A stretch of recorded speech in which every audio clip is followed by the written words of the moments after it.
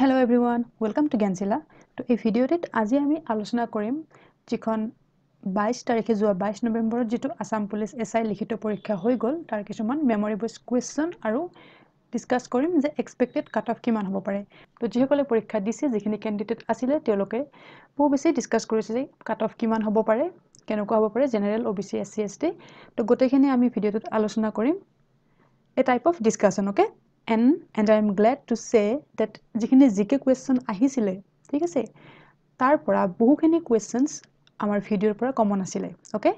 তো আমি আলোচনা কৰিম so let's start the video তো এটো এটা question আছিলে who was the founder of Assam Sarvajanik Sabha direct question এটো মোৰ Assam জিকে 100 question ভিডিওটোত আছিলে okay তো তাত এটো আছিলে ডাইৰেক্ট question পেপাৰটো আহিছিলে জগন্নাথ বৰুৱা তেখেত আছিলে জোৰহাট সাৰ্বজনিক সভা নাইবা আসাম সাৰ্বজনিক সভাৰ ফাউন্ডাৰ গৰাকী আছিল ওকে তাৰ পিছত আকৌ এটা আহিছিলে বিহগী কবি ৰঘুনাথ চৌধুৰী ওকে সো ৰঘুনাথ চৌধুৰী বিহগী কবি হয় প্ৰশ্নটো আহিছিলে যে বিহগী কবি বুলি কাক জনা হয় তো এটো মই কাক কি বুলি জনা হয় এটা ভিডিও দিছিলো ভিডিও সিৰিজ হেতুত এটো আছিলে তাৰ পিছত আছে থলা হদিয়া ব্ৰিজ কোনটো নদীৰ ওপৰত আছে এটো ডাইৰেক্ট কোৱেশ্চন হয় লোহিত নদীৰ ওপৰত আছে এখন দলং থলা হদিয়া ব্ৰিজ ঠিক আছে এটো দিয়া আছিল আমাৰ ভিডিওত তো এইবিলাক আমাৰ ভিডিওৰ পিডিএফ ৰ স্ক্ৰিনশ্বট হয় তাৰ পিছত আছে who had established the Barpeta Satra again direct question মাধৱদেৱ তেখেতে এখন এস্টাবলিশ কৰিছিলে বৰপেটা সত্ৰ নেক্সট আছে Kanaklata Barua became a martyr of which among the following movement এটো এটা কোৱেশ্চন হয় আমাৰ ভিডিওত আছিলে কুইট ইণ্ডিয়া মুভমেন্ট ওকে তো যেটো মোৰ 100 আসাম হিষ্ট্ৰী ভিডিও আছিলে তাৰ পৰা টোটাল 5টা কোৱেশ্চন কমন আহিছিলে নেক্সট আছে পানীদিহিং ওয়াইল্ড লাইফ স্যাংচুয়াৰি কত আছে এখন এটো ডাইৰেক্ট কোৱেশ্চন হয় শিৱসাগৰত আছে Panidihing wildlife sanctuary battle of Haraighat took place during the reign of কাৰ ৰাজত্বকালত হৈছিলে হৰাইঘাটৰ যুদ্ধ Udayaditya Singha again direct question ঠিক আছে তো ইমানখিনি কোৱেশ্চন কমন আহিছে আকৌ আহিছে who founded the Pala dynasty in Kamrup কোনে কৰিছিলে কামৰূপত পালা ডাইনেষ্টিৰ ফাউণ্ডাৰ গৰাকী কোন আছিল ব্ৰহ্মপাল আছিলে who among the following rulers rebuilt the Manikut of Hayagriva Madhav মন্দিৰ কোনে কৰিছিলে মাধৱ যেটো মাধৱ মন্দিৰ আছে হয়গ্ৰীৱ মাধৱ মন্দিৰ তাৰে মণিকূটটো কোনে ৰিবিল্ড কৰিছিলে এটো আহিছিল ৰঘুদেৱ কৰিছিলে হু ডিচিফাৰ্ড আশোকান ইনস্ক্ৰিপশন এটো পৰীক্ষাৰ আগদিনাখন ভিডিও দিছিলো মোস্ট এক্সপেক্টেড মোস্ট প্ৰবেবল কোৱেশ্চনছ বুলি এটা ভিডিও দিছিলো তাত এটো কোৱেশ্চন মই দিছিলো আৰু এটো পিছদিনা পৰীক্ষাত আহিছে হু ডিচিফাৰ্ড আশোকান ইনস্ক্ৰিপশন কোন হয় শুদ্ধ উত্তৰ জেমছ প্ৰিন্সেপ again এটো এটা আকৌ হেতু ভিডিওৰে কোৱেশ্চন হয় at which of the following sessions of INC was the resolution of fundamental rights and economic policy passed INC ৰ কোনখন অধিৱেশনত ফান্ডামেন্টাল ৰাইটছৰ ৰিজলিউশন পাস কৰা হৈছিল আৰু শুদ্ধ উত্তৰটো আছিল ইয়াৰে কৰাচি সেশন 1931 সৰ্দাৰ বল্লভভাই পেটেল আছিল ইয়াৰে প্ৰেসিডেন্ট এইকিটা ডাইৰেক্ট কোৱেশ্চন আছিল আমাৰ ভিডিওৰ পৰা আৰু আছে দা লটাকটা ৰন took place during the reign of which king কাৰ দিনত হৈছিলে লটাকটা ৰন হৈছিলে ৰাজেশ্বৰ সিংহৰ দিনত ঠিক আছে তাৰ পিছত the treaty of Yandabo was signed between East India Company and which one of the following কাৰ মাজত হৈছিলে treaty of Yandabo it British East India company আৰু কিং অফ বাৰ্মাৰ মাজত হৈছিলে এটো ডাইৰেক্ট কোৱেশ্চন হয় তো এভি গ্ৰুপ এটাত মই পাইছিলো এই কোৱেশ্চনখিনি যে অসমীয়া টাইপ কৰা আছে তো ইয়াৰে যেকিটা ডাইৰেক্ট কোৱেশ্চন হেকিটা মই অলৰেডি দেখাই দিলো যেকিটা কমন আছিলে 10 ডিসেম্বৰ তাৰিখ কি পালন কৰা হয় 10 ডিসেম্বৰে কি পালন কৰা হয় এটো মই কোৱেশ্চন স্ট্যাটিক জিকে যেটো আমাৰ সিৰিজ আছিলে তাত অলৰেডি এটো মই এড কৰিছিলো 10 ডিসেম্বৰ ঠিক আছে তো এদিনা কি পালন কৰা হয় 10 ডিসেম্বৰ তাৰিখে পালন কৰা হয় হিউম্যান ৰাইটস ডে ঠিক আছে কলিকতাৰ হিন্দু কলেজ কোনে স্থাপন কৰিছিলে তো এইখন যেখন কলিকতাৰ হিন্দু কলেজ এটো কোৱেশ্চন হয়তো মোৰ মনত পৰা নাই এটো কোৱেশ্চন ডিসকাস কৰা হয়তো মই এটো কোৱেশ্চন ভিডিওত দিয়া নাই নাইবা ডিসকাস কৰা নাই এটো মোৰ মনত পৰা নাই ঠিক আছে তো এইখন যেটো কলিকতাৰ হিন্দু কলেজ আছিল এইখন স্থাপন কৰিছিলে তো ইয়াৰে ফাউণ্ডাৰ গৰাকী আছিল ৰাজা ৰামমোহন ৰয় যিখন বৰ্তমানৰ প্ৰেসিডেন্সি ইউনিভাৰ্সিটি আছে কলকাতাৰ এইখন প্ৰথমতে হিন্দু কলেজ বুলি জনা গৈছিল ঠিক আছে প্ৰেসিডেন্সি ইউনিভাৰ্সিটি ওকে তাৰ পিছত আছে এটো পানীদিহিং আমি কৈ আহিলো লটাকটা ৰন কৈ আহিলো ডাইৰেক্ট কোৱেশ্চন এবিলাক আছিল কমন হৰাইঘাট যুদ্ধ কোনজন আহোম ৰজাৰ দিনত সংঘটিত হয় এটো কৈ আহিলো তাৰ পিছত আছে পোংগলখন কোনখন ৰাজ্যত পোংগল এই উৎসৱটো পালন কৰা হয় এটো তামিলনাডুত পালন কৰা হয় ওকে তাৰ পিছত আছে বাসু ডিমা কোন সম্প্ৰদায়ে পালন কৰে তো বাসু ডিমা যেটো আছে এটো পালন কৰে কোনে ডিমাসা পিপুল কলেজ যিখিনি ডিমাসা আছে মানুহ আছে তেওঁলোকে পালন কৰে এটো ফেষ্টিভেল তাৰপিছত দ্বিতীয় বিশ্বযুদ্ধৰ আলমত কোন দুখন গ্ৰন্থ ৰচনা কৰা হৈছে তো দ্বিতীয় বিশ্বযুদ্ধৰ সময়ত যি দুখন গ্ৰন্থ ৰচনা কৰা হৈছিল সেই দুখন আছিল কোন দুখন জংগম আৰু দাৱাৰ জংগম এণ্ড দাৱাৰ আৰু নাই ওকে কোনে লিখিছিলে এই দুখন দেবেন্দ্ৰনাথ আচাৰ্য তেখেতে লিখিছিলে এইখন ওকে আৰু এইখনে সাহিত্য একাডেমি বঁটা পাইছিলে 1984 চনত 1983 চনত তেখেতে এই কিতাপখন লিখিছিলে আৰু 1984ত তেখেতে এই কিতাপখনৰ কাৰণে সাহিত্য একাডেমি বঁটা পাইছিলে দেবেন্দ্ৰনাথ আচাৰ্য জংগম ঠিক আছে তাৰপিছত ঢলা শদিয়া কৈ আহিলো তাৰপিছত আছিলে 1956 ঠিক আছে 1956 চনত কিহৰ ভিত্তিত নতুন ৰাজ্য গঠন কৰিছিলে এইটো কোৱেশ্চন প্ৰায় ডিসকাস কৰি আহিছো মই আৰু মোৰ ষ্টেটিক জিকে সিৰিজটো এই কোৱেশ্চনটো আছিলে সো 1956 ত যিবিলাক নতুনকৈ ষ্টেট হৈছিলে কিহৰ ওপৰত হৈছিলে লিংগুইষ্টিক বেচিছত হৈছিলে ভাষাৰ ভিত্তিত হৈছিলে ওকে তাৰপিছত আছে বৰপেটা সত্ৰ কৈ আহিলো ইয়াণ্ডাবু সন্ধি কৈ আহিলো নামঘোষা কোনে ৰচনা কৰিছিল ইজি কোৱেশ্চন হয় এই সকলোৱে জানে এইটো ইজি কোৱেশ্চন হয় মাধৱদেৱে ৰচনা কৰিছিল নামঘোষা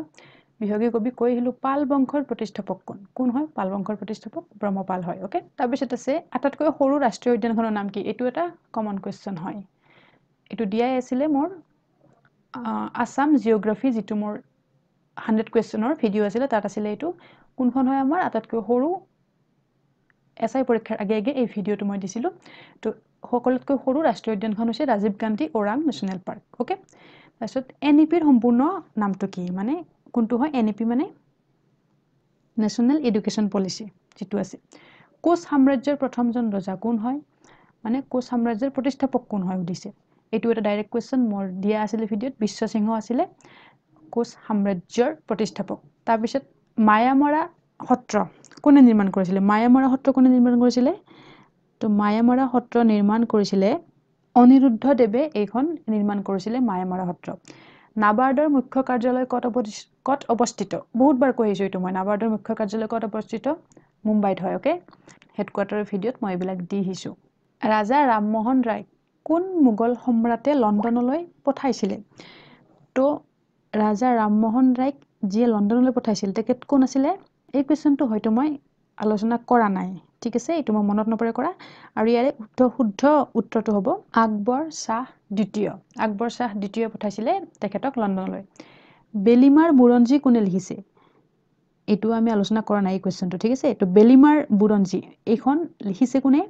বিশ্বেশ্বৰ বৈদ্যপ্পা লিখিছিলে বেলিমাৰ বুৰঞ্জী তাৰপিছত ওয়াৰ্ল্ড কম্পিটিটিভ ইনডেক্সত ভাৰতৰ স্থান কিমান এইটো কাৰেন্ট এফেয়াৰ্স কোৱেশ্চন আমি আলোচনা কৰিছো কাৰেন্ট এফেয়াৰ্সৰ ভিডিওত মোৰ ঠিক আছে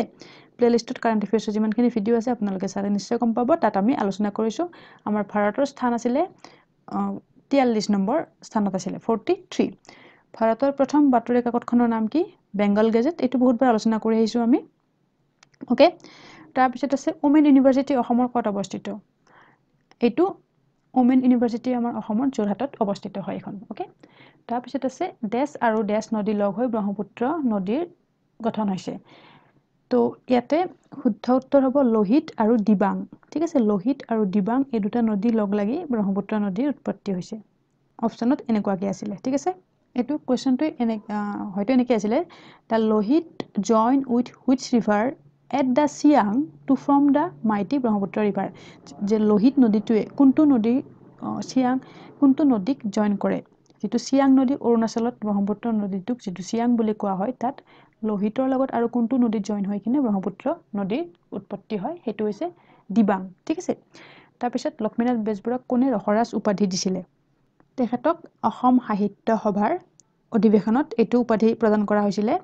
লক্ষ্মীনাথ বেজবৰুৱাক ওকে যিখন শিৱসাগৰত হৈছিল 1931ত ঠিক আছে 1931 চনত তাৰপিছত 1930 চনত লণ্ডনত হোৱা ঘূৰণীয়া মেজমেলত অসমৰ কোনজন ব্যক্তিয়ে অংশগ্ৰহণ কৰিছিল কোন আছিল তেখেত যে ৰাউণ্ড টেবল কনফাৰেন্সত আমাৰ অসমৰ পৰা পাৰ্টিসিপেট কৰিছিল বহুতবাৰ কৈ আহিছো মই আসাম জিকেৰ ভিডিওত তেখেত আছিল চন্দ্ৰধৰ বৰুৱা তাৰপিছত অসমৰ কোন ঠাইত হুদুম পূজা পালন কৰা হয় হুদুম পূজা অসমৰ কোন ঠাইত পালন কৰা হয় এয়া পালন কৰা হয় এটো হুদুম পূজাটো পালন কৰে যিখিনি কোচ ৰাজবংশীৰ যিখিনি জনগোষ্ঠীয় লোক আছে তেওঁলোকে পালন কৰে এটো হুদুম পূজা ঠিক আছে তাৰপিছত মহাত্মা গান্ধী কেতিয়া অসমলৈ অহা নাছিল তলত দিয়া অপচন কেইটাৰ ভিতৰত তো মহাত্মা গান্ধীলে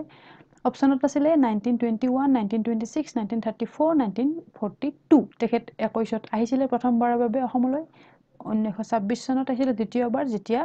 আমাৰ কংগ্ৰেছৰ অধিৱেশন হৈছিলে গুৱাহাটী পাণ্ডুত 1934তো হৈছিলে 1942 তেখেত আহা নাছিলে 1942 চনত মহাত্মা গান্ধী অসমলৈ আহা নাছিলে অসমৰ পূবফালে থকা ৰাজ্যখনৰ নাম কি এইটো শুদ্ধ উত্তৰ অপচনত হয়তো আছিলে অৰুণাচল মণিপুৰ এনেকৈ আছিলে আৰু শুদ্ধ উত্তৰ ইয়াৰে হ'ব লাগে অৰুণাচল প্ৰদেশ ঠিক আছে খাজুৰাহ কোনে নিৰ্মাণ কৰিছিলে খাজুৰাহ নিৰ্মাণ কৰিছিলে কোনে কোন সাম্ৰাজ্যৰ দিনত চন্দেলা ডাইনেষ্টিৰ দিনত এইটো নিৰ্মাণ কৰা হৈছিলে Khajuraho history of Assam rifle কোনে লিখিছিলে হিষ্ট্ৰী অফ আসাম ৰাইফল এইখন লিখিছিলে কলনেল LW শেক্সপিয়াৰ এইখন লিখিছিলে তাৰপিছত মহিলাই কোনবিধ অলংকাৰ ডিঙিত নিপিন্ধে এইটো অপচনত কি আছিলে নাজানিম সো ইয়াৰ উত্তৰটো কি হ'ব আপোনালোকে চাই ল'ব যিয়ে পৰীক্ষা দিছিলে তাৰপিছত হয়গ্ৰীৱ মাধৱ মন্দিৰ কোনে পুনৰ নিৰ্মাণ কৰাইছিলে এইটো অলৰেডি আমি আলোচনা কৰি আহিলো আৰু কিছুমান কোৱেশ্চন আছিলে যিখিনি ইয়াতে নাই ওকে যিখিনি ইয়াতে নাই তো সেইকেইটা কোৱেশ্চন হৈছে কি কি মই কৈ দিছো হাছং পূজা এইটো এটা আহিছিলে হাছং পূজা ৰাভাসকলে পালন কৰে তাৰপিছত এটা আছিলে কাৰেণ্ট এফেয়াৰ্স কোৱেশ্চন আহিছিলে যে ইৰানে যেটো লঞ্চ কৰিছিলে তেখেতসকলৰ ফাৰ্ষ্ট মিলিটাৰী স্যাটেলাইট হেতুৰ নাম কি আছিল first military satellite that was recently launched by Iran এটো কাৰেণ্ট এফেয়াৰ্স ভিডিওত মই অলৰেডি দিছো এড কৰিছো ঠিক আছে হেতুৰ নাম আছিল নূৰ 1 ওকে তাৰপিছত আছিল the description of Kamrup was found in which inscription এটো যিখিনি কামৰূপৰ ডেসক্ৰিপচন আছে কোনটো ইনস্ক্ৰিপচনত পোৱা যায় এলাহাবাদ পিলাৰ ইনস্ক্ৰিপচনত পোৱা যায় কামৰূপৰ বিষয়ে এটো মই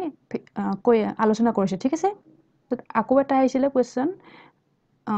who was the contemporary of Mahendra Burman কোন আছিল মহেন্দ্ৰ বৰ্মনৰ কন্টেম্পৰাৰী আছিল হৰ্ষবৰ্ধনক কোৱা হৈছিল ওকে তাৰ পিছত আছিল which of the following is not a permanent member of UN Security Council এনেকুৱা টাইপৰ এটা কোৱেশ্চন আহিছিল তো কোন নহয় হদিছে পাৰ্মানেন্ট মেম্বাৰ তো পাৰ্মানেন্ট মেম্বাৰ আমাৰ UN সিকিউৰিটি কাউন্সিলৰ পাঁচখন হয় কোন কেইখন হয় USA হয় ফ্ৰান্স হয় ৰাছিয়া UK আৰু চাইনা হয় তো অপচনত আছিলে UK জাপান ফ্ৰান্স আৰু চাইনা শুদ্ধ উত্তৰ হ'ব জাপান ইয়াৰে পাৰ্মানেন্ট মেম্বাৰ নহয় এইবিলাক অলৰেডি আমি ডিসকাস কৰি আহিছো সত্যমেৱ জয়তে এইটো কৰ পৰা কোনখন উপনিষদৰ পৰা লোৱা হৈছে এইটো কোৱেশ্চনো আহিছিলে Mundaka Upanishad very easy question Hirakud dam এটো কোনটো নদীৰ ওপৰত আছে Hirakud dam was built on কোনটো নদী মহানদী ৰিভাৰ এটোৰ ওপৰত আছে এই কোৱেশ্চনটো দিয়া আছে অলৰেডি আকৌ এটা আছিল হু ফাউণ্ডেড দা অসমীয়া সংৰক্ষণী সভা কোনে এটো প্ৰতিষ্ঠা কৰিছিল অসমীয়া সংৰক্ষণী সভা এটো কোৱেশ্চন মই ডিসকাস কৰিছো 100 কোৱেশ্চন আসাম জিকে ভিডিওটোত এটো আছিল তেখেত আছিল অম্বিকাগিৰি ৰায়চৌধুৰী ঠিক আছে তো এইখিনি কোৱেশ্চন যিখিনি মেমৰি বেস কোৱেশ্চন হয় আলোচনা কৰিলো আৰু নেক্সট এতিয়া কাট অফ কিমান হ'ব পাৰে তো বহুবিলাক পোল কৰিছিলো মই এফবি গ্ৰুপ আৰু আমাৰ যেটো জ্ঞানশীলা টেলিগ্ৰাম গ্ৰুপটো আছে তাতো পোল কৰিছিলো তো যিখিনি এক্সপেক্টেড কাট অফ বেছিভাগে কৈছে হেতু আছে 60 to 70 জেনাৰেলৰ কাৰণে ঠিক আছে জেনাৰেলৰ কাৰণে এইখিনি সকলোৱে কৈ আহিছে পৰীক্ষা দিয়া বিলাকে আৰু যেটো নেগেটিভ মাৰ্কিং আছে তো ইমান বেছি কাট অফ যাব নালাগে তো 60 ৰ পৰা 70 ৰ ভিতৰত কাট অফ থাকিব লাগে ওকে আৰু বাকি বিলাক পোলো মই দেখিছো এফবিত বা কমেন্ট সেকশন দেখিছো বেছিভাগে এইটোৱে কৈছে যে 60 to 70 কাট অফ থাকিব পাৰে অলমোস্ট 63 64 65 ঠিক এনেকুৱা ধৰণৰ কাট অফ থাকিব পাৰে তাতকৈ বেছি হ'ব নালাগে বাট ক'ব নোৱাৰি হু নোজ তথাপি এইখিনি এক্সপেক্ট কৰিব পাৰি যে 60 ৰ পৰা 70 মাৰ্কস কাট অফ থাকিব পাৰে জেনাৰেলৰ কাৰণে ঠিক আছে তো পৰীক্ষা যেহেতু হৈ গল তো ৰিজাল্টটো অতি সোনকালে দিব ঠিক আছে তো so hope for the best okay and that's all for today if you like the video please like share and subscribe the channel and press the bell icon for further updates of our video till then keep learning keep sharing jai hind